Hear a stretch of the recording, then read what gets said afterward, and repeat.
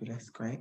So first, just a quick roundup. I'm going to give a bit of an introduction of who I am and why I am the appropriate person to be delivering this session. Then I'm going to talk about the benefits of a compelling vision for, I suppose, crafting your future career plans in XR. Then I'm going to discuss how to build that vision, and then also discuss what happens if it doesn't go to plan, because I think that's really an important thing to be aware of. And then I'm going to open it up for questions. But what I would like to ask is, as I said, I want to keep it quite interactive. So if I ask a question, I would love it if people would actually answer the questions. Like, bring yourself off mute and let me know.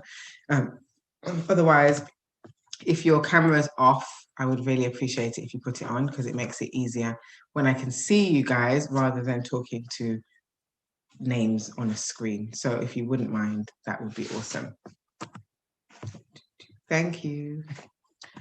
So who am I and why am I here doing a Vision 20 session? So I'm Daniela. I am the founder of a business called She's the Boss, and I support entrepreneurs to build profitable, sustainable, systems-driven businesses. But I also help people generally with crafting visions for success for their lives, probably more informally on a kind of career perspective. I started my career in entrepreneurship in 2007 when I launched my first business, Aspire for You. Ran that business until 2015. And during that time, provided training, development, coaching for a range of young people, primarily those from disadvantaged backgrounds. Grew the business to a team of 8. And then, sold it in 2015. I started my second business in 2013, which was a wedding planning business. And I sold that, my business partner brought me out more than sold it in 2015 also. And I started She's the Boss in 2017. I also have a fourth business that I haven't officially launched yet, but it's been registered for at least a year.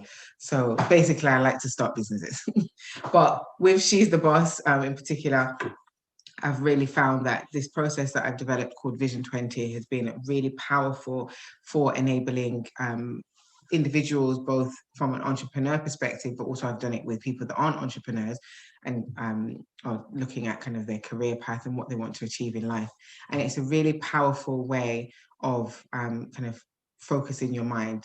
And one of the kind of biggest success stories is Oyen herself. So I did the Vision 20 process with Neo Enterprise in 2019. We did it twice, actually. I think we did it at the start of the year and again at the end of the year. And a lot of what we mapped out in 2019, in 2021, it has come to fruition. So for some people, they think that kind of visualizations and planning is just a waste of time and it's better to just get it done. But I don't agree with that, and I'll explain why. But first, I would like to ask, and you can write in the chat actually if you don't want to shout out, but do you have, in your opinion, a clear vision for your life? And when I say a vision for your life, I don't just mean from a career perspective, but like a life perspective, like where do you want to live? What kind of life do you want to be leading? So if you can write in the comments, or if you're feeling brave enough to shout out, and when I say shout, I just mean unmute yourself, not scream through the computer. It would be great to hear where you are all at presently. And don't feel like there's a right or wrong answer, because I'm interested to know. It helps me understand exactly where you guys are. Oh,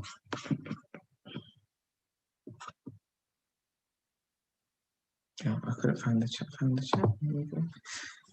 Oops. So if you've just joined, I'm asking you to write in the chat box if you have a clear vision for your life.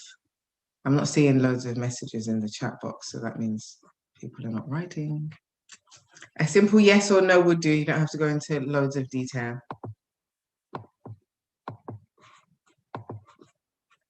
I'm going to stop sharing for a second. Okay, fabulous. I can see some actual answers.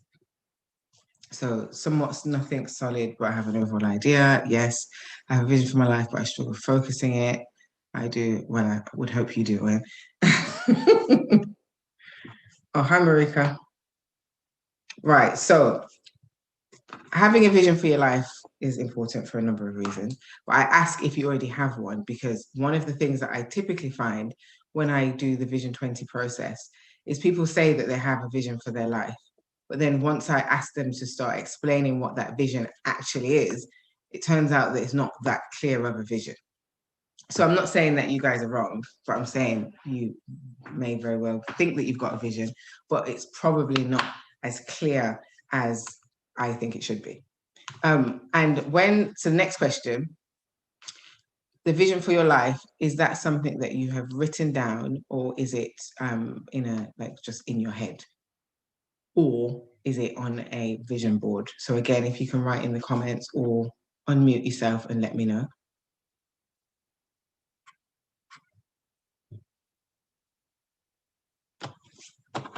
Okay, go Rita. Yours is written. Oh, an Excel spreadsheet. That sounds good. Okay, awesome source. So I'm going to start by being a bit controversial. And if I offend anybody, I apologize, kind of, but I said what I said before I've even said it. Vision boards, I think, are great. However, I don't think that they're that useful when it comes to creating a vision for your life if they are used in isolation. And I see lots of people say, yeah, come to this vision board, plan out your life, and it's all going to come to fruition. It's going to be amazing. But actually, a vision board really is a picture board of dreams. And dreams are not effective unless you put them into action. And what I've kind of tried to develop through the Vision 20 process is something that can be used in conjunction with your vision board. But I just don't think that you should ever just have a vision board on its own. A vision board should be part of the overall process, not the only bit of the process. So I know, for example, for me, I had a vision board. I can't remember when I did one. And on it, I had like this mansion in America. I don't want to live in America, so why was there a mansion in America on my vision board? I had like this big car that I don't even know what the car was. I had a picture of a plane. I had like a private jet, and I put a picture of me. I found a picture of a private jet with 4 people in it, and then I cut out pictures of my face, my husband's face, and then 2 random kids because I didn't have a child at that point, and stuck them on. I put a picture of a chef. I think I had a picture of like a cleaner, all these different things, and just had it on my wall. And I didn't do anything about it. Like I wasn't doing anything to try and get a jet. I wasn't doing anything to try and get a chef. It was a Thai chef, to be specific, because I love Thai food. I wasn't really doing anything in terms of taking action to get me any closer to that vision. And once I kind of went through the Vision 20 process, and defined it properly, I realized that actually most of the things on that vision board aren't really things that I actually want. I actually do want a chef, of course, but do I need a jet? Do I want a jet? No, I don't. And actually, it was a ludicrous thing. And this is why I think that sometimes vision boards, we get really excited and start thinking, okay, let's do all of these amazing out of reach things that we don't actually want. It just sounds good or it looks good on the picture. So when I ask if you have a vision for your life, if that's what your vision board looks like, loads of random, like a trip to the moon and all of those weird and wonderful stuff, then I would like to ask again, do you really have a vision for your life? And additionally, one of the things that I can find sometimes problematic with vision boards is that we focus on one specific thing. So we may focus our vision board on our career specifically or on our life specifically, but we don't look at how the two merge. Now, work, business, whatever, however you do it, and I guess for you guys specifically in your career, you're going to spend a lot of time going to work. Whether you're working from home or you're working from an office, you will spend a lot of hours, and the majority of your time, as depressing as that may sound, the majority of your time is going to be spent working more so than just life stuff. But the two things are intertwined. You can't have work without life, and you can't have life without work. And therefore, one of the things that I'm very clear about, when you're creating a vision, you should be looking at all of the areas of your life, not just one. And particularly with a vision board, more so than like if you're doing a career vision, then it should be on your career, but you should still consider what your life will look like and how the career that you're mapping out impacts that life. And I think that's really key and really important. Oh, it looked like you were going to say something like this. So, what are the career benefits of having a really clearly defined vision? Well, there's many. Number one, it gives you a clear direction. If you've got, so some of you had said that your vision is in your head. Some of you obviously said that you've got vision boards. Someone said an Excel spreadsheet, which I'm quite interested to hear how that works, because that sounds cool. But the important thing is obviously to get it out of your head onto something. And once it's onto something, whether that be a poster, in a book, whatever, something that you can see kind of on a regular basis, then what's important is that if you keep looking at this thing and keep paying attention to it and focusing on it and internalize it, it's going to give you a direction of travel for your life. Now, I don't know if any of you have met, like I have a couple in my family, those people that are in their 50s and they will tell you that I was supposed to have been this. I was supposed to have been a world-renowned dancer. I was supposed to have been this big business person. I could have been this footballer that would have been flying out all over the world doing for everybody must have one of those in their family. And when you think about those people, it's not because they weren't passionate about that thing, because often they are the most passionate about whatever it is. What it is they didn't have a clear direction of travel. And if you don't have a clear direction, kind of directing everything that you do, what you may find is that you take on opportunities that are not purposeful, that are not going to get you closer to your kind of long-term plan, that you're you know, that kind of hamster wheel, talk about the hamster wheel, you're just going, and time goes quickly. I was thinking to myself the other day, and I said it to my husband, like, wow, we're actually nearly old people. And I know I don't look old, but we're past that young stage. Nobody could call us young anymore. And I still feel like I'm in my 20s, apart from when I've had a late night and I wake up and I'm absolutely exhausted for the week. But generally, I still feel quite young. And the time that it took for me to get from being in my 20s to my 30s happened so quickly that I can see how people can end up living a life that they didn't choose and they didn't plan.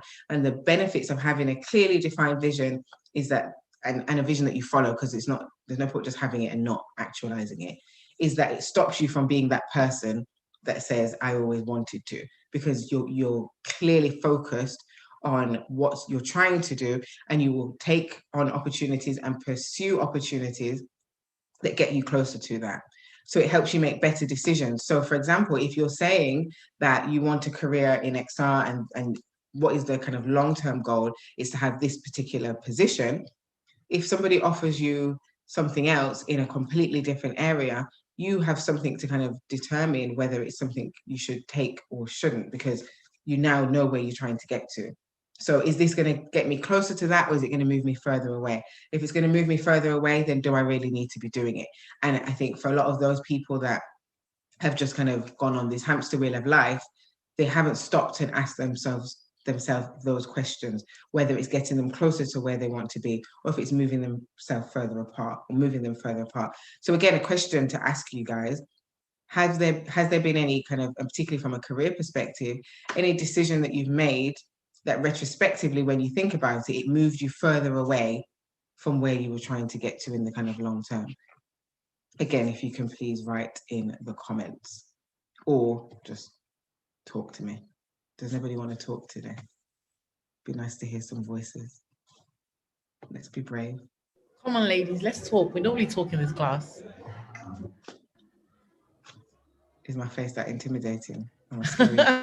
Is it the she's the boss? It's fine. I'll keep talking. I'll talk enough for all of us. So someone said yes and someone said no. Okay, well, good for the no. Is it Bina? I'm just going to ask you to speak because you said yes. Can you please, would you mind sharing? Hi, thanks. Yeah, I think that lack of like clearly defined vision of where you want to go can often like just leave you open. So I've done like so many different kinds of jobs just as fillers. I studied engineering, and then I went into like crisis and disaster management, and then I found myself like babysitting, and it's very like broad. And also I've got a lot of things that I do naturally, a lot of things I like to do. I like to help, but it's like very broad. Yeah. Yeah. Thank you for sharing. And here's the thing, sometimes, and when you're young, when you've got youth on your side, it is okay to try different things. However, once you get to that point of this is the career I want, or this is the kind of direction I want to go in, then that's where you need to then focus on saying yes to things and saying no to other things, and not getting dragged in the direction that somebody else has said, or something that sounds exciting, because that's the other thing. Sometimes we're on a path and somebody says, oh, what about this? And you're like, ooh, let me go over there. So a great example of this, and again, no offense to anyone, this crypto thing, the amount of people that I know that were talking about, I'm an entrepreneur and I'm going to do this and da, da, da, and then all of a sudden somebody says, let's go and do crypto. And then now that's what I'm doing and this is going to make me rich. But what about what you was doing before? What about that thing that you was passionate about before? What about that thing that you had a big dream for? But because they saw something shiny and exciting, so we call it the shiny object syndrome, they allowed themselves to be pulled in a completely different direction. And this is why having a clear kind of vision, and I'm going to talk about again the goals and action plans to go with it, is really important, because it keeps you focused and stops you chasing those shiny objects. Whereas if you lack clarity on where you're trying to get to, it's very easy to become unfocused and trying to do lots of different things all over the place. So I obviously mentioned the fact that I've been a founder of 4 businesses, and at the moment 2 at the same time. So it could sound like, okay, well, she's not really practicing what she's preaching. She's kind of do loads of different things. But actually, all of them are embedded in the same thing. It's in entrepreneurship. So yes, I've done different businesses, but they all take me to the end vision of being a successful entrepreneur. So the other thing is, not always it doesn't always have to be that you attach yourself to a specific vision, but it's about attaching yourself to a specific purpose. So if your purpose is to have a successful career in this space, the job may not necessarily be the most important factor. It might be, but it might not be. What actually might be the most important factor is you achieving a career at a certain kind of level, management level, maybe, I don't know, and being happy in that role, because I think that's also important, or being a role model. So attaching yourself to a purpose is really important when you're thinking about the vision, because again, that will focus you, and it also motivates you. If you know where you're trying to get to, on the days where you feel like, I can't really be bothered, then it's more likely that if you then go and check and remind yourself of your vision, that you're going to be motivated to do something, because actually, if I don't do something, this thing is moving further away. And when I speak to my clients, typically that's what I say. So if you're having one of those weeks where actually I don't really want to do anything, go and read your vision and ask yourself, can I afford to be another week further behind? So for me, I'm quite excited about my 2024 vision, which I did this year. I just finished it the other day. It took me about 3 months, to be honest. But I'm excited about it because I've mapped out what my house looks like. I've looked at kind of what my day-to-day lifestyle is going to be, which includes getting on a lot of planes and going on a lot of kind of beach holidays and drinking cocktails and doing fun and exciting things. I'm excited about that. So even last night, if any of you follow me on Instagram, I said I had some work to do, but I'm tired. Should I do it now, or should I get up early and do it in the morning? Loads of people said get up and do it in the morning, and I could lie and say I didn't. I did it last night. I didn't. I did it in the morning. But I got up and did it. I could have just got up and said I'll do it on Monday. But if I don't do this, don't do this piece of work, that's another thing added to next week, which is moving me further away from that big, beautiful house with the gates that go when I press the button from my car, and the drive that I can drive up. Like, that's the dream. I want a cinema room. And for some people, and I've done this process, as I said, with quite a lot of people, some people, the focus isn't what their house looks like, it's what they're doing. So it is the travel, it's spending time with family. And I do want to do all of that stuff too, but I also want this big, beautiful house. So that is my motivator. If you have your motivator in your vision, and it could be a house, it could, as I said, be the job, it could be all of those things combined, and it really should be, it will motivate you. But also it will help you make faster progress. And this is something that I think a lot of people are missing and don't understand, and why it's so important to take this vision out of your head and put it on paper, or if it's a vision board, add the other elements and not just focus on the vision board. Because if you have a clear step-by-step plan of what you need to do to get to that end vision, what will start to happen is you will start to action that plan. So whilst it's still in your head, you're like, okay, this is the long-term vision, this is what I want to do. And you continue doing what you're doing. And again, you might pursue opportunities that help you do that, but you're not being strategic with it. Once you have a clear action plan, a step-by-step breakdown that says, okay, if I'm trying to get here within 3 years, 5 years, 10 years, then year 1, I need to do this. Year 2, I need to do this. Year 3, I need to do this. Within that year, you'll do it. What people often do is, as I said, they just focus on the jet plane and the house and whatever, and don't put the actionable steps in place, and therefore just end up on this hamster wheel. Once you see the steps, you might realize that actually this thing that I said it's going to take me 5 years to achieve, I could actually probably do this in 3 years. Let me try and start completing these actions. And before you know it, you're at year 3 and you've achieved your 5-year vision. So there's somebody that there's a company that I did the Vision 20 process with in, I think it was 2018. And they were saying like, in 5 years time, we could do X, Y, Z. We mapped out this 3-year vision. And the 3-year vision was kind of a condensing of what the kind of non-focused 5-year vision was. Once we broke down the action steps, and it was a business, so they had a team, but what they did is they started to say, okay, well, we said we're going to do this in 6 months. Could we not do these things now? So they did those things now and finished them.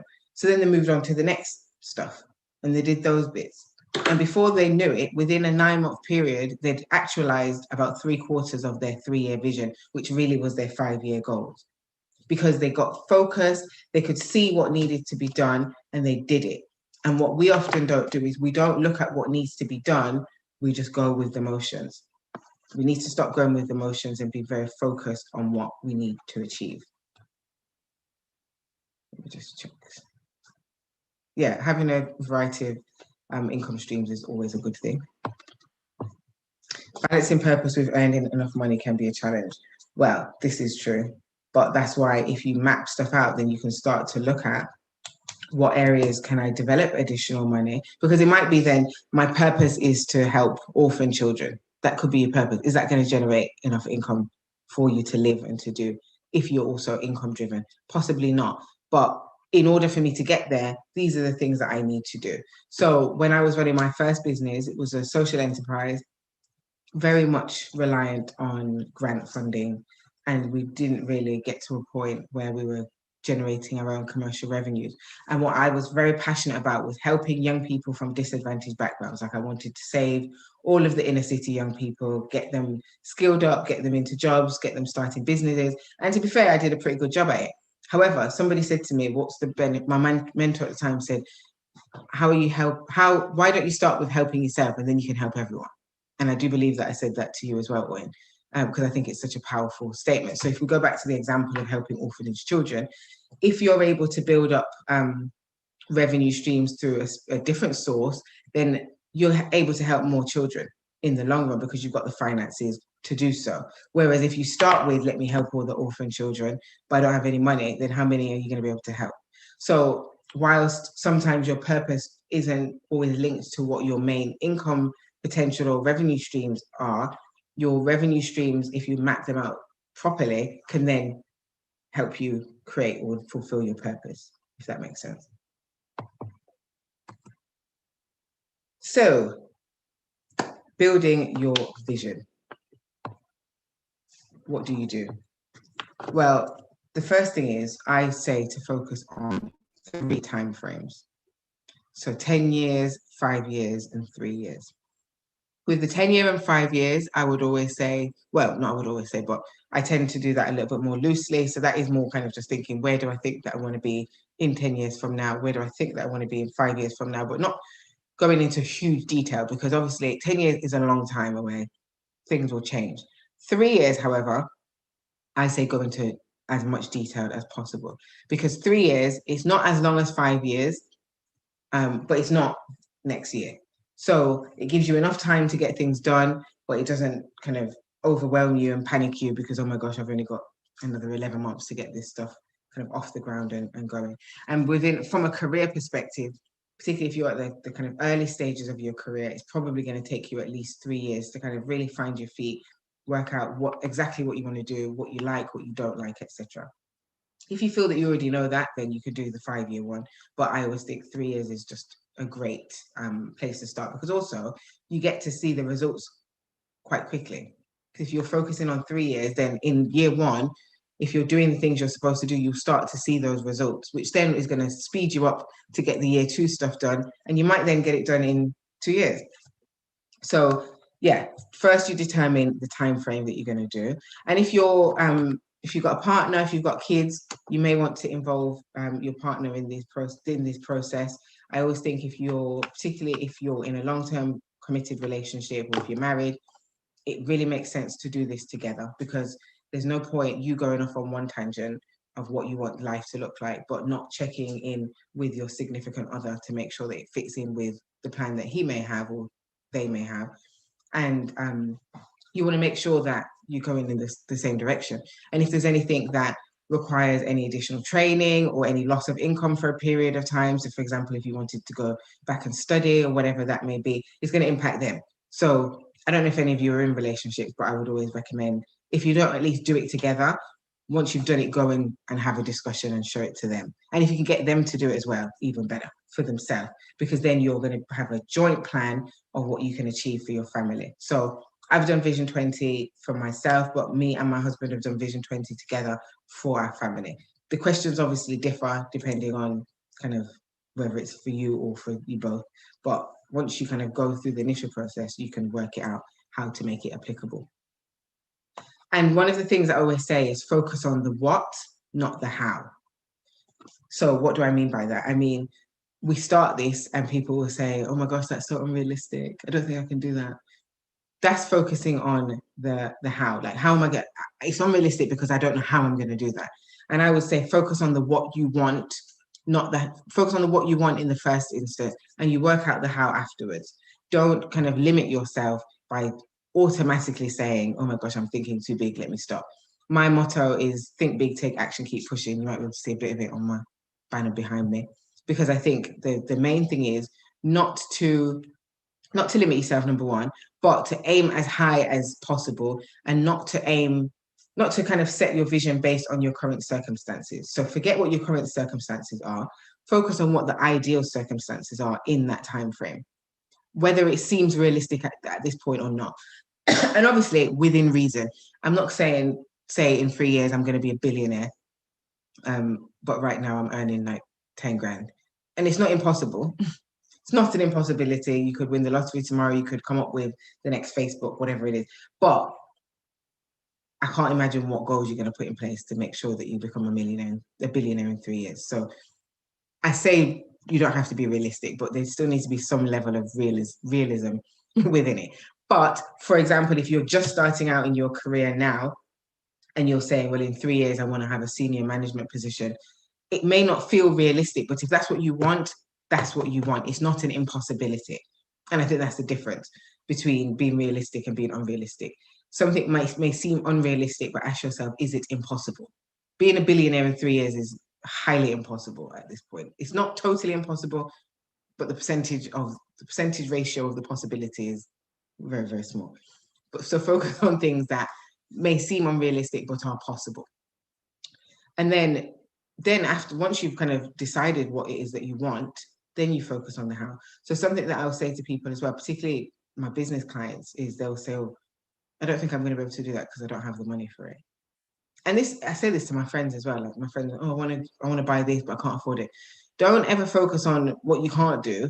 Focus on how you can do it. So my philosophy is, I want a new car. I know it's going to cost this much. How do I afford it? Like, how do I make the money to afford it? So it's about having a solution-based approach, not a problem-based approach. The problem is, I want a new car. I don't have loads of money. The solution is, okay, I need to get some more clients to put aside so I've got some extra money to buy this car because I need the car. And the same thing. Okay, so in 3 years, I want to have this specific position, or I want to be at this kind of level within an organization, or I want to work for this specific organization. Right now, I don't know anybody in that organization. I don't have any experience, so it seems unrealistic. However, what do I need to do to get there? Because that's the plan. Like, you set the plan and root yourself in it. This is where I want to get to. how do I get there is the question that you need to ask yourself. And that's really essentially what I'm going to get you to do now, which is why you need the pens and paper.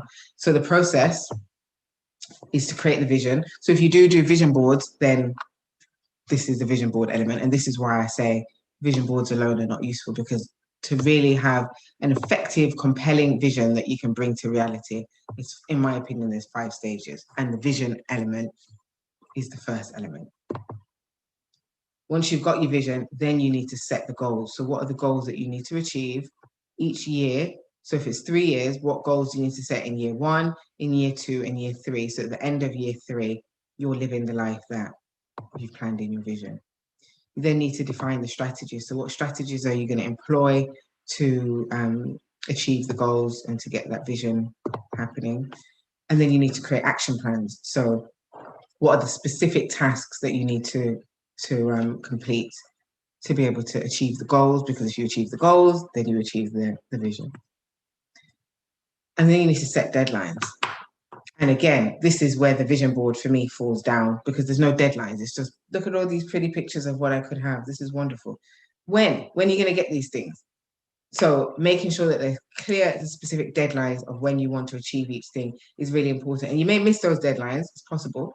However, if you've got the deadlines and you're striving to finish something by a specific date, it's more likely that you're going to finish it by that specific date or soon after. Whereas if there's no deadline, you could end up in a situation like one specific member of my family who is currently 54 and has been saying since I was about 12 that they're going to be an entrepreneur, yet never started a business, because there was never a deadline. At some point. Don't be at some point, like be about action. And I'm hoping nobody in my family watches this on YouTube. Don't tell anyone. So the first thing is to define it. So get your pens and paper out, and we're going to do, I'm not going to ask anybody to feed this back, and I will send this over in email format on a Word document so you can add to it. But whilst we're here, you can write some stuff down. So in 3 years' time, so we're going to look at 2024. So it's May. Sorry, Daniela, just before you start, please remember that this is going to be used in our career sessions. So please take it seriously. I know that people would anyway, but just, if we go through this proper seriously and really think through it, because we're going to use this to help you through your career session. Awesome. Yes, I'll send the email as well. So 3 years from now, what is your role or title? And if there's not a specific role or title, then remember I said before about what kind of level of management are you? I keep saying management, I don't know what the other terminology is, but like how high are you? How high up in an organization are you? And or which organization are you working in or for? So have a think about that, because it might be that in 3 years you want to be working for Facebook, for Google, or it could be you want to be working with your, I don't know, aunt's business that does whatever aunt's business does, I don't know. So I'm going to give you a few minutes. And as I said, because I'm going to email it, don't panic if I say next question, because you're going to get an email version anyway.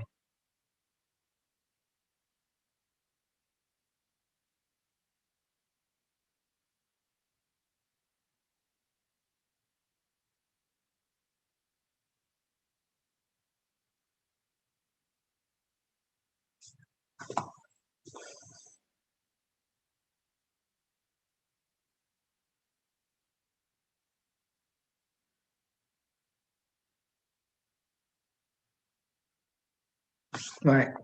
So the next question is, where are you based? So you may still be in the city that you live now, you may live somewhere else.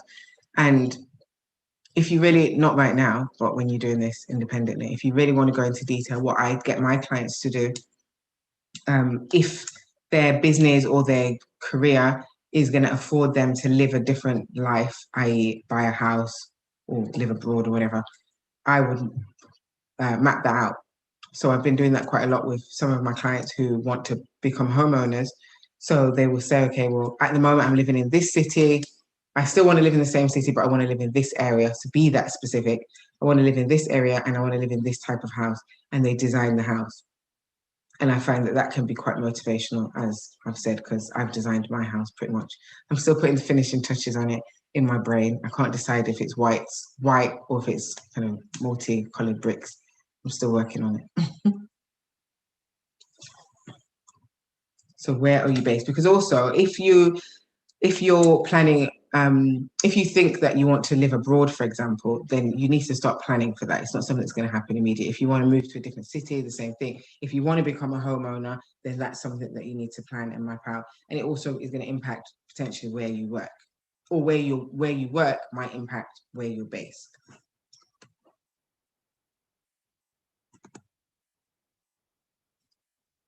What is the organization like?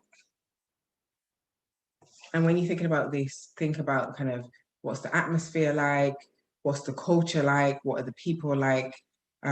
May seem like something weird to describe, but actually if you're interviewing for positions, this gives you the blueprint of the type of organization you want to work with, and therefore the questions that you can ask of an interviewer.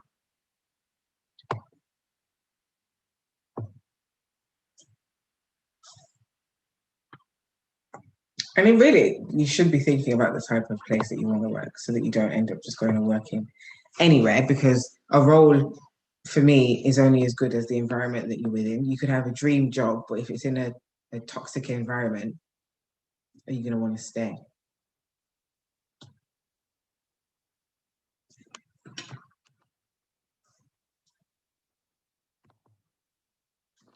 And then the important question, and this is where lots of my clients start to get tongue-tied and start fumbling. So I'm going to give you a bit longer on this one. How much are you earning per annum? And this is where you don't need to be super realistic. How much do you want to be earning? 3 years from now, it's May 2024. How much money are you taking home each year? Think about the lifestyle. Think about where you said you was based. If you was a homeowner, if you got a high chest like me and want a house with gates that are automatic, think about how much that's going to cost. So how much do you need to be earning to afford yourself that lifestyle? If you want to be living abroad, how much? Or if you want to be traveling abroad a couple of times a year, how much money do you need to be earning to accommodate that?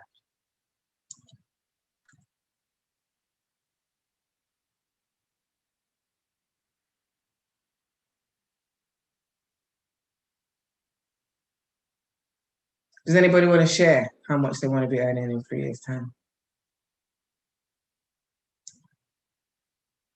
Is it Lana or Lana? I don't know how to pronounce your name. Don't panic. But you looked quite happy when you wrote yours down. So Lana. Lana, would you mind sharing? I put down 80K because I've been seeing people working in the position I want, and that's what they're earning. So I saw the happiness that was on your face when you thought about it. Anyone else want to share?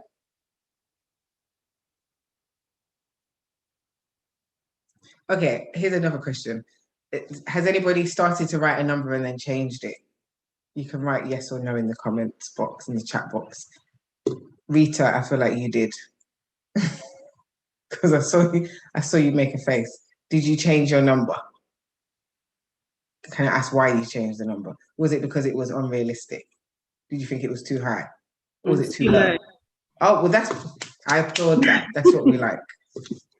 Do you want to share what it was and what you changed it to?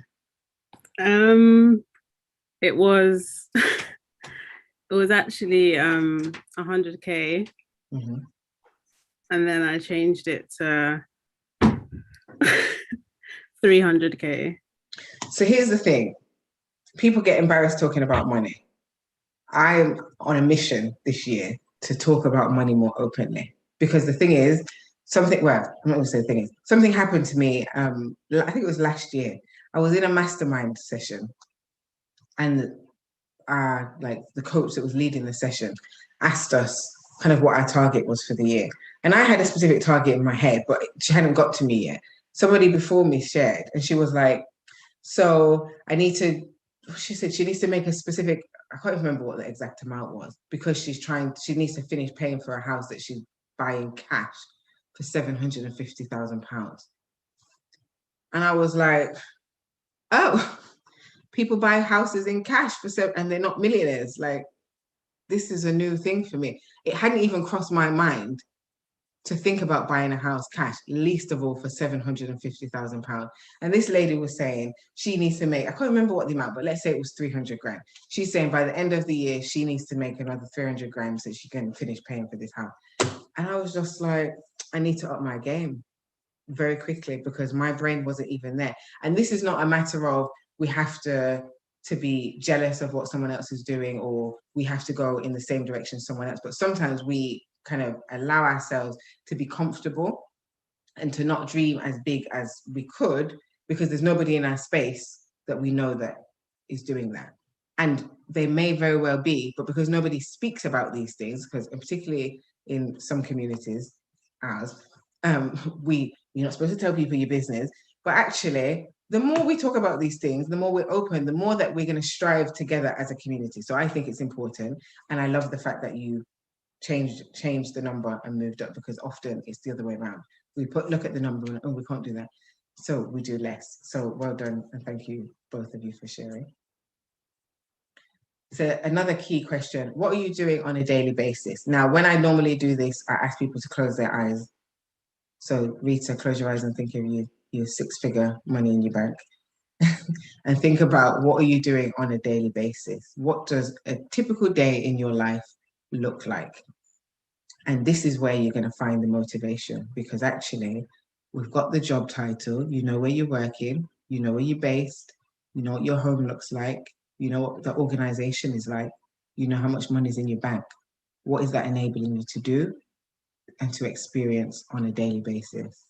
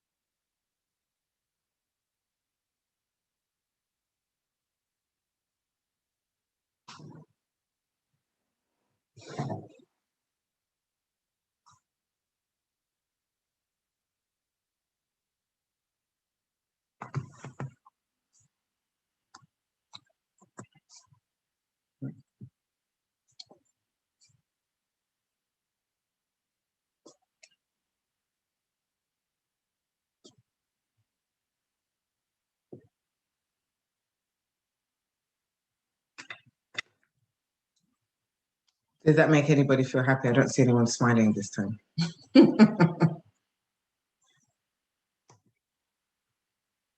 I put these questions in the wrong order. I probably should have put what is your reputation within the industry sooner. But we'll go to the last question. How do you feel? So think about what your reputation is. So what are you known for? Are you known for going the extra mile, for being fantastic, for being dynamic? What are you known for? Because that is also then going to determine what you need to be doing to earn that reputation. And when you think about what you're doing on a daily basis and reflecting on all of these things, how does it make you feel? And there's two questions here. How do you feel now thinking about it? And how do you feel then when you're living it? And this one, those two questions, I really want you, when this is finished and you've got some kind of alone, quiet time, to again close your eyes, really center yourself in that future, and really ask yourself, how do I feel? Because again, when we think about motivation, when we think about making strategic decisions, when we're thinking about focus and clear direction, if you can land yourself in that feeling whenever you feel like, whenever you're in the process of kind of trying to get to the next step, whether it's applying for a role, whether it's updating your CV, whether it's having an interview, whatever it is, remember what that feels like, because that's what you're doing it for. It's so that you can have that feeling. And I hope that that was a good feeling. It's a feeling of happiness, contentment, whatever, all of those kind of things. Pride, you're proud of how far you've come. Enjoyment, if you're doing fun stuff like brunching on a daily basis, then that should make you feel happy and fulfilled and feel like you're enjoying life. But remember that feeling.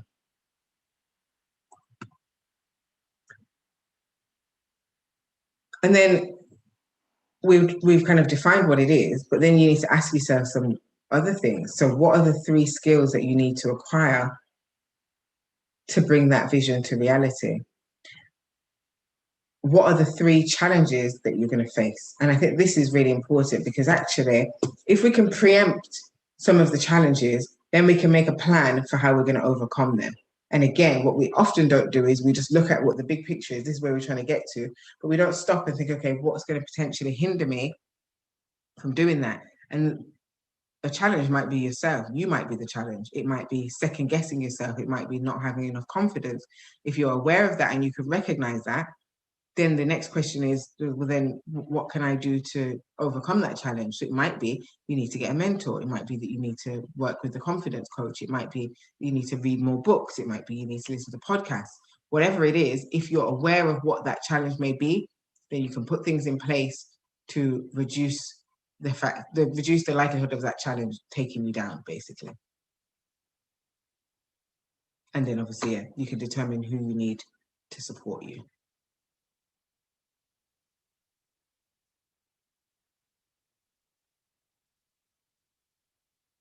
So once you've got your vision, you need to strategize. So what do you need to do strategy-wise? Do you need to upskill? Is that going to be part of the strategy? So do you need to do any additional training?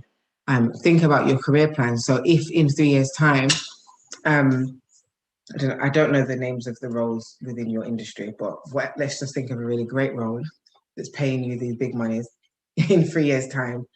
You're not going to start at the end. So start to think about, and I like to reverse engineer it. So if this is the end goal, so if in 3 years I'm going to be senior lead in this organization, what kind of career plan do I need to take? So do I need to go in at an entry level position? And then at what point do I need to apply for a promotion? At what point would I need to move to another organization to build up additional skills? So really plan the career trajectory, it's probably a better phrase. And pinpoint, like, okay, so in year 1, this is what I need to be doing. In year 2, this is what I need to be doing. And in year 3, this is what I need to be doing so that I get to that career point. And it may be that it's just getting a job and keeping a job, but then again, what do you need to do this year, next year, and the year after? And that's really important, because that's going to give you kind of, again, your roadmap. And then you'll know. So one of my friends, she started a role at this big multinational organization, and she said within 3 years' time I need to be in management, because within 5 years' time she wanted to be like a director. And she got to probably like year 2, and in her year 2 kind of plan, she needed to get a specific promotion to be able to kind of get on the route to where she's going, and they wouldn't give her the promotion, like, at all. So because she didn't want to kind of just stay in this company and not get to where she was trying to get to in 5 years, she moved to another company. She moved to the other company. She didn't love it there, but then what happened is her previous role, their company, they got her back and paid her more and gave her the promotion that she wanted. So having a clear strategy, and it was funny because she was actually on maternity leave when it happened. Imagine getting a promotion while she's not even at work. Right? So yeah, if you have a clear plan, you're then able to take those kind of steps to help you get to that point. And I've already kind of said this, but do you need mentorship? And also, if you're in an organization, identifying champions and mentors within your organization and communicating your career plan with them, because then they may be able to open doors for you, advise you, guide you, tell you about any additional training that you may need. So finding mentors in organizations, I think, is really useful. Joining kind of networks and stuff is also key. And thinking about how you're going to build a name for yourself within the sector. Now, as Black women, for me, I think that we have, in industries where there's not many of us, I think we have quite a unique opportunity to look at it as a positive as opposed to a negative. Not so that you become that Black person, but actually so you become that Black person, really. So defining, okay, what is the name I want to build for myself within the sector, and how can I use the fact that I am a Black woman in a sector that's not very heavily dominated by Black women, And how can I use that to leverage and to move forward?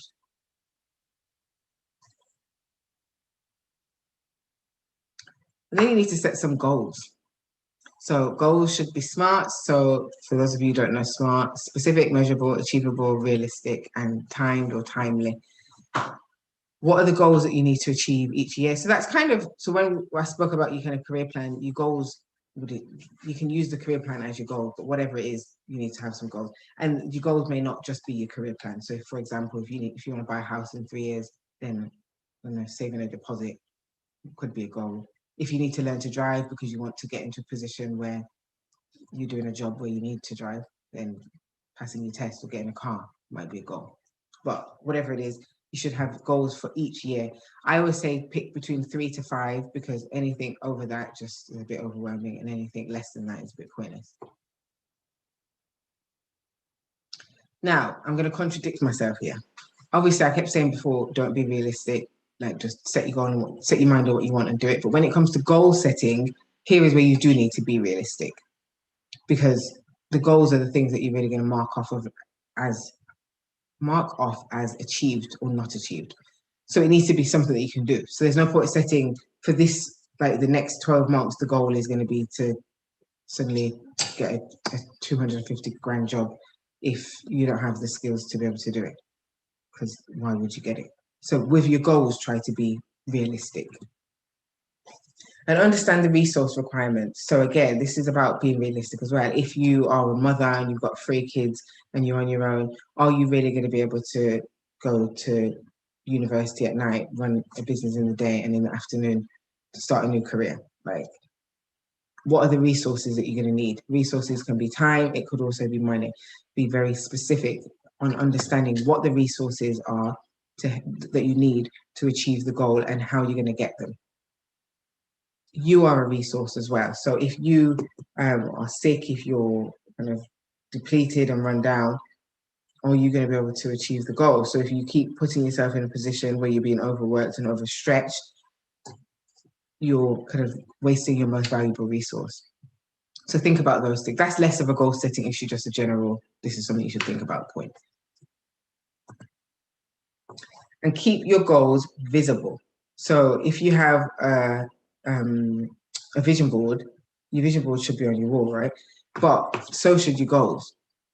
Because on a day-to-day basis, it's looking at those goals that are going to remind you, that are going to encourage you, that are going to motivate you to do the things that you need to do to achieve those goals. And then we action plan it. So I don't know why this is coming in the front. Why is this repeating itself? Okay, so we action plan it. So you've got your goals. So if, for example, a goal is to, I don't know, complete your boot camp and be the top of the class. I don't know if you have a top of the class. I don't know. But your actions would relate to the goal. So, for example, if a goal is to buy a house in a specific time frame, under that goal, you would have calculate how much deposit I need, have a meeting with the mortgage advisor, open an ISA, create a kind of vision plan of what the house looks like and our kind of key requirements, narrow down the areas that we would possibly. So all of the actions that you would need to accomplish to then achieve the goal, that's what you need to do for each goal. And then once you've done that, you need to then start taking that action. So putting deadlines next to each action. When are you going to achieve and accomplish each thing? And again, keeping that visible. So I would always recommend with your action plan to, again, print it out on your wall. So that's 3 things you've got on your wall. So I hope you've got a big wall somewhere that you can put stuff on. And then each time you do something, tick it off. I use something called Trello as well. I'm always talking about Trello. It's free. It's an online kind of to-do list. You can use it as a to-do list. You can access it on your phone, your laptop, your tablet. So I would always recommend having an action plan on your wall that you can physically tick off, but also you can have a digital one, because with Trello, what you can do is put your deadlines. So it will send you a reminder, like this week, you need to finish this. Tomorrow, you need to finish this. In the next hour, you need to finish this. So it can act as an additional form of accountability. So it needs to be visible, but don't just keep it online, because if it's just online, if you don't log in, If you don't set up your alerts, you will not see it. And if you just keep it on the wall, you might start to ignore it. So what I'm saying is you need to bombard yourself from every direction, because that's going to keep reminding you of what you're trying to achieve and hopefully get you to take action to achieve it. And no matter how small of a step, it is still a step forward. And I think this is really important. Some people think, oh, I'm not taking these huge strides forward, so it means I'm not achieving anything. Even a small step is still a step. So just keep stepping forward. And I think that's really important. And you will deal with roadblocks. So the last part of my mantra, I think, big take action, is keep pushing. And keep pushing is key, because along your journey, you're going to hit obstacles and challenges. On your kind of career progression, again, like the story I told about my friend, you might get to a point where you hit a glass ceiling and they don't let you get to the next level. The important thing is to continue focusing on the vision and working out how to get around these roadblocks to achieve that vision, and not giving up and thinking, oh, it's not for me. One of the key things that you need to do is build your resilience. And you can do that by building your confidence. If you're not that confident, really focus on what are your strengths.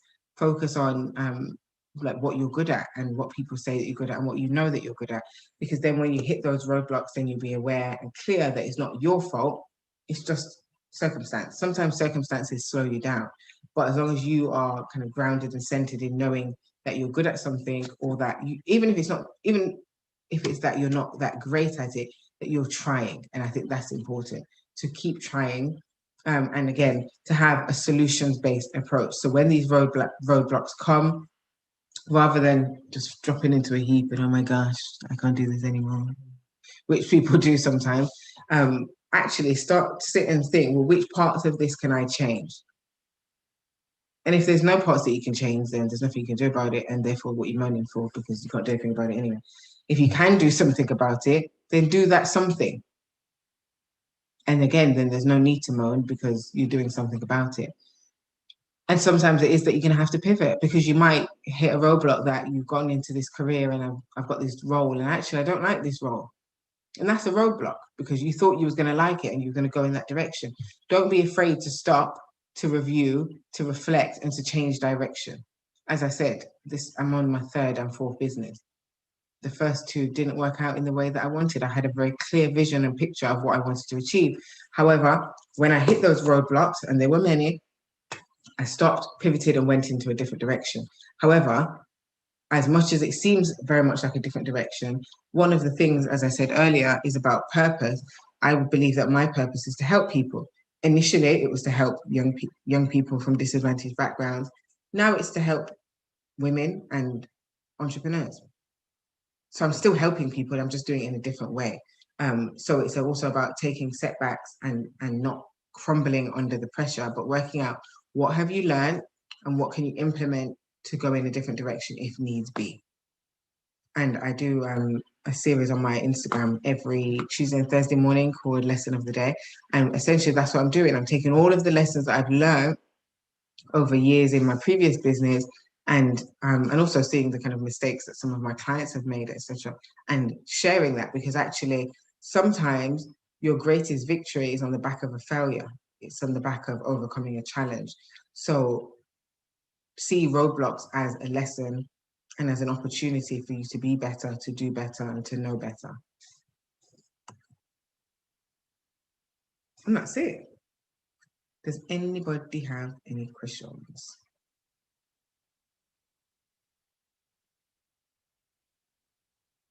Wow, I've stunned you all into silence. Okay, I guess I have. I will ensure that you get a copy of the vision planner. So I'll email that over to Oyen, and I guess she will email it over to you. If you are on Instagram or LinkedIn, it would be great if you could provide me with a bit of feedback on this session. If it's changed your life, you can just put on Instagram at She's the Boss changed my life today. That would be great. At She's the Boss UK on Instagram. On LinkedIn, I'm just my name, Daniela Gina. And thank you very much for joining me. I hope that you found that useful. Thank you, Marika. And is it clear now? You said you went up 50 to 60. They wanted to go up again. Yeah. I wish you guys every success with what you're doing. I don't know where Oyen has gone, but you're free to leave for me. I don't know if you're free to leave for Oyen. So I'm not going to tell you to go because she might come back and say, where did everyone go? Oh, you're back. Sorry, my sound wasn't working, so I couldn't hear you for the last 10 minutes, and I was trying to sort it out. Yeah, I'm sure the last 10 minutes were amazing. Thank you so much, Daniela, as usual, for delivering the Vision 2020. And hopefully it's helped everybody as well in terms of kind of having that like plan for your career. As I said already, when we do those career sessions, we'll be using the Vision 2020 as a guide and as a blueprint for your career and see how we can help you. Oftentimes, as Black women, we like to dream big. So some people might say, I want to earn £100,000 by the end of this boot camp. That might not be possible because we're just starting out. But it's actually looking at ways that we can actually help you get to that point. So thank you so much, Daniela. Can we just give her a round of applause? We're really honored to have you. So if anyone has any questions about what Daniela has spoken about today, feel free to Slack me, myself, Laoli or Milka, and we can get back to you as well and pass that on to Daniela. But yeah, also Daniela does offer business coaching services as well. I know some people here are thinking of plunging into self-employment. So again, I'm sure she wouldn't mind you contacting her if you need any support specifically on developing your business ideas and so on and so forth. But yeah, thank you and have a great Saturday. I don't know if anyone has any questions at all before we leave. No, I think they're all scared of me. I scared them. No, she's not scary at all. I'm probably more scary than she is. I'm not scared. But yeah, thank you so much, Daniela. Appreciate you. I have one question actually. Okay. Yes, please.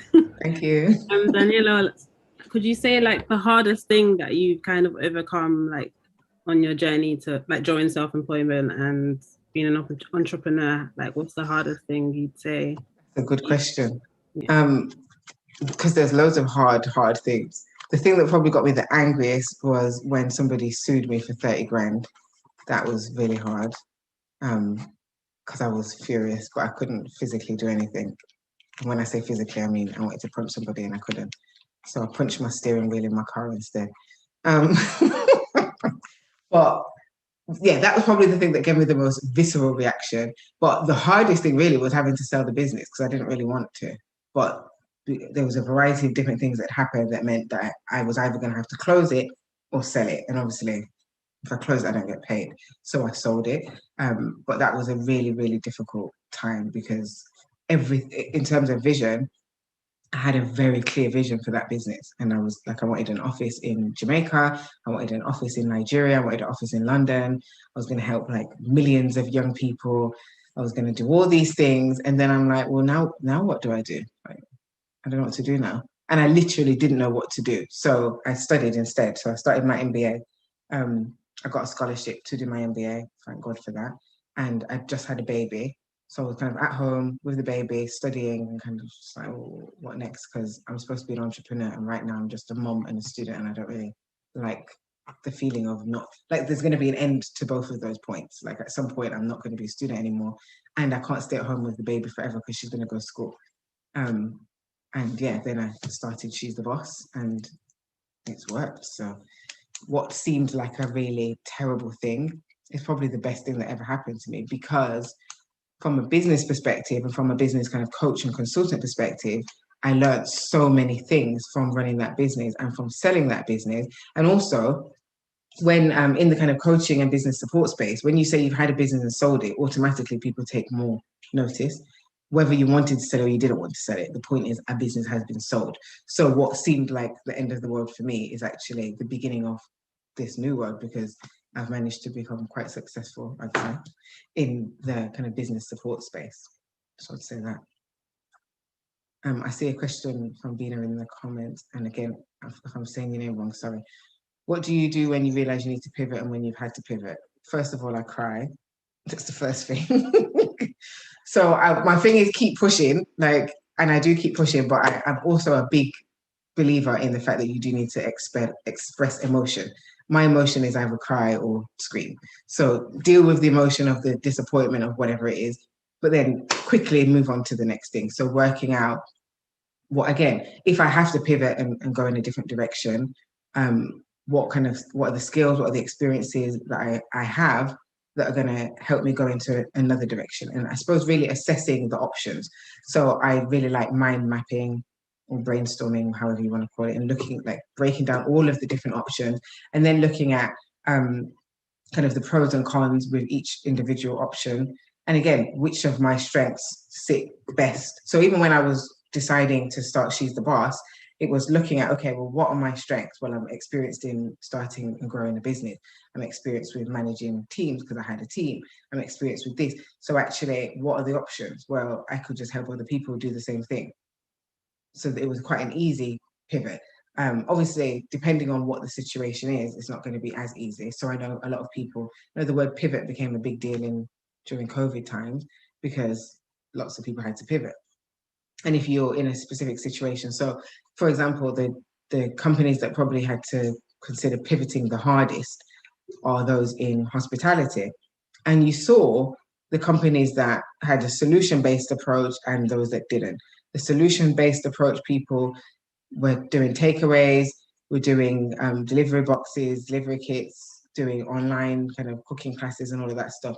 The others just closed down or just closed up and didn't do anything. So it's really looking at what are your strengths, how can you kind of do what it is that you do or what you want to do in another space or for another set of people, and also asking people, because I think that's the other thing. So one of the reasons that I really started She's the Boss as well was because one of my friends kept coming around saying, no, this is ridiculous. You can't just sit at home. And you think that I was sitting at home doing nothing. You can't just sit at home being a mom and studying an MBA, although now, why couldn't I have? But that's a separate issue. And he's like, no, you need to get up and you need to do something. And one of the things that I would do is when I was going through that kind of decision-making process, asking him, like, what do you think about this? What do you think about that? And sometimes having an external person who's not involved in what you're doing can be really useful. What are my top tips for dealing with imposter syndrome? Tell yourself that you're the boss, really, and believe it and embody it. I joke, do that. But in addition to doing that, again, this knowing your strengths thing, I don't think we give enough credit to how important it is to not only know your strengths, but to remind yourself. So I'm a very visual person. So I think it's so important. Write down your strengths.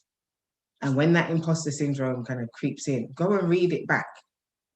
If people say nice things, and this again sounds really weird, but get a notebook. If people say nice things about what you're doing and how you're doing it, write it down. And again, when that imposter syndrome creeps in, go and refer back to that. And something I've been talking about a lot is fear. And I think imposter syndrome really is rooted in a fear of inadequacy. We feel like we shouldn't be getting praise for X, Y, and Z because we couldn't possibly be good enough. And actually, we know that we're good enough deep down. We just tell ourselves that we're not for whatever reason, probably because we're scared that people will think certain things about us or view us in a certain way. And I'm just of the belief that you need to feel the fear and do it anyway. It sounds cliche, but actually, if you want to achieve any level of success, allowing imposter syndrome to kind of cripple you and stop you doing things is only going to slow you down. I suffered with imposter syndrome a fair bit, particularly when I was in my first business. There was a period of time of about 12 months where I was, maybe like 18 months. I was winning awards. So I won like 4 awards in like an 18-month time frame. I was featured on like a Radio 4 Women's Hour series over a year. I was on BBC News. I was on, I think, the ITV News as well. So I was doing a lot. I was asked to speak at all these different things. And I remember, particularly when I won one of the big awards, it was at the ICC. So like 1,000 people there. And I remember thinking, oh my gosh, they're going to know that I'm a fraud. I don't deserve this. Oh my gosh, they're going to catch me out. And I was I was so terrified. Like they're going to realize I'm just pretending. Like I'm not really who they think I am. And something that I remember thinking to myself is, but Daniela, are you lying? Is there anything that you told them in that? Because you had to do like a panel. like a judging panel thing. Did you tell them anything that was a lie? Well, no, I didn't. This sounds like I'm a mad person having a conversation with myself, but I do. I'm sure everybody does. But yeah, like, did you lie? Well, you didn't lie. So if they know exactly everything about you and they decided to give you that award, then surely you deserve the award. There's nothing that you've lied about. So you're not a fraud. It's ridiculous. It's actually very ridiculous. So ask yourself that. I think that's a good thing to, like, are you lying really and truly?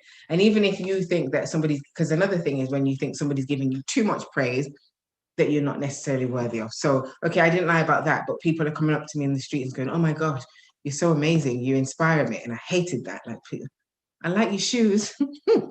Thanks. Your hair looks nice. Like, just, let's not talk about me. Let's just deflect. And I used to do that all the time because I felt so uncomfortable with it. But who am I to say that somebody else might not be looking at the situation I'm in and being inspired by that? Like, why can't they be? Anyone can be inspired by anybody. So it's quite ridiculous to think that somebody can't be inspired by me because I'm not. And what we have to do is because I'm not where I want to be. And this is something that a lot of my clients will say, well, it can't, I don't like it because when you say that I'm doing fantastically, I should be making this much money, or I haven't done the same that this person over there's done, but you've still done more potentially, or even different to what that person over there's done.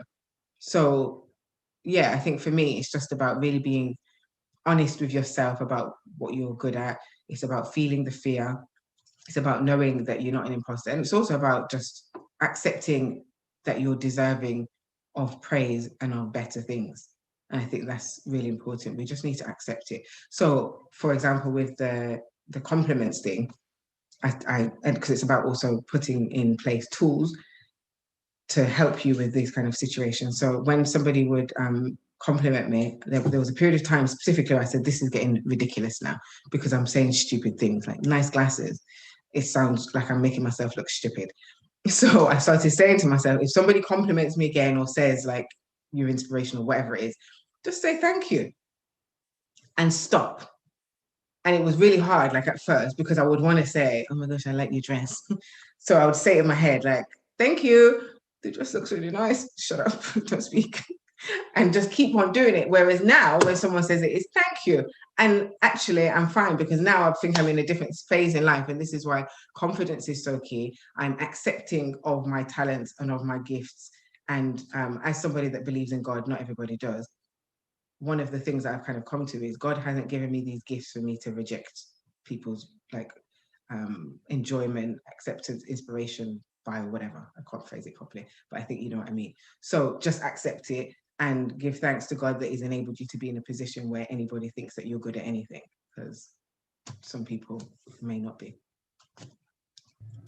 I was actually going to add to that in regards to like imposter syndrome. I think one of the things I'll also say is doing evidence SWOT analysis of yourself. So what I mean by that is knowing, yeah, we can put down our strengths, our weaknesses, our opportunities, and our threats, but what are the evidence-based ones? So what are your friends telling you about yourself in terms of your strengths, weaknesses, opportunities, and threats? And actually going back to that and using that as a blueprint.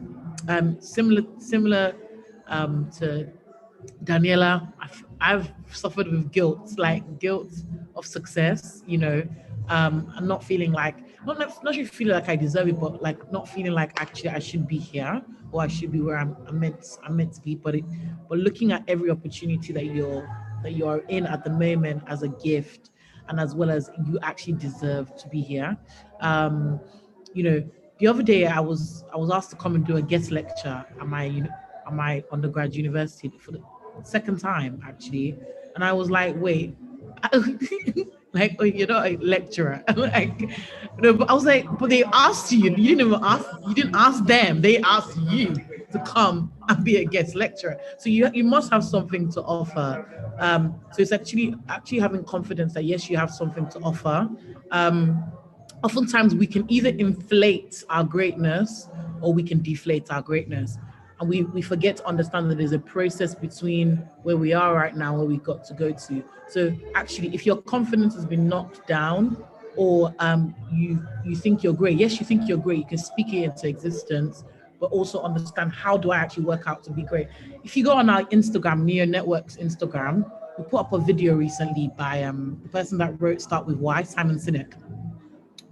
There's a video that we put up, and it speaks about, oftentimes we speak about like strengths and weaknesses, but we don't we don't understand the context of those strengths and weaknesses. So for example, one of your strengths might be that you are very confident, but the weakness behind that is that you can also be arrogant. So actually being okay with the fact that sometimes I am a confident person, but sometimes the the antidote of that could be that I could be arrogant sometimes, and actually being okay with that. Not necessarily that being arrogant is a good thing, but being okay that that's a weakness and working out ways where you can improve it is actually a good way to combat imposter syndrome. Oftentimes, we are actually confident people, but because we don't want to come across arrogant, we dim ourselves down, and then we just like, oh, we have this false humility thing, and yeah, and then we're not happy. Other people think, huh, how weird.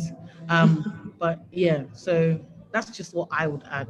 That video is definitely good, so check it out on Instagram, on Neo Network, Neo Network's Instagram. So yeah. Okay, awesome. Thank you so much, ladies, for taking out your Sorry, Saturday. I have a question. Oh, sorry, go on, Lana. What if it's harder to plan your 5-year or 10-year goals because you're not sure what opportunities there are in the industry yet until you get inside the industry? But that's why I say start with 3 years, because it can change so drastically, and particularly in kind of the tech space. There's so many new things that can happen from one kind of year to the next. This is why I say start with 3. So 10 and 5 is more kind of what kind of life do you want to live? And 3 is being more specific, because things can change within 3 years, but hopefully they shouldn't change that drastically that you start and by the end it's a completely different thing. But again, with the vision, well, I don't know if I said this, but your vision should be constantly evolving, because as you kind of go through certain things, and even after the first year, you might stop and say, you know what, I thought that that's what I wanted, but we need to kind of change and amend it. So it should be updated. It's more about the kind of the process and the format that I think is important. So don't think that, well, I've done this and it's on my wall and I'm looking at it, so I have to do that, and that has to be the thing that happens. It might change. So the Vision 20, and the reason I've just finished my Vision 2024 recently, I did one last year, but actually I realized there was things in that I don't really want to do that bit. So I've updated, and I've had loads of new ideas. So you know what, I'm going to update it, change it, but the format stays the same. So yeah, don't necessarily think that you have to. I just think people that do these kind of really in-depth 10-year visions, I think it's weird, because what's the point? Actually, I was going to add as well, actually, one of the things is also to remain flexible. When we're going to do a time management empowerment day the next time. I'm going to talk about the importance of starting with the vision or or your purpose, which is what Daniela started off with as well. So there is that purpose, and yes, there's that specific nature, but then life happens. They could be, maybe you can have a child or you can get married, and you just knowing how to be flexible around that, but making sure that you're always revisiting that and actually strategizing it as you go along.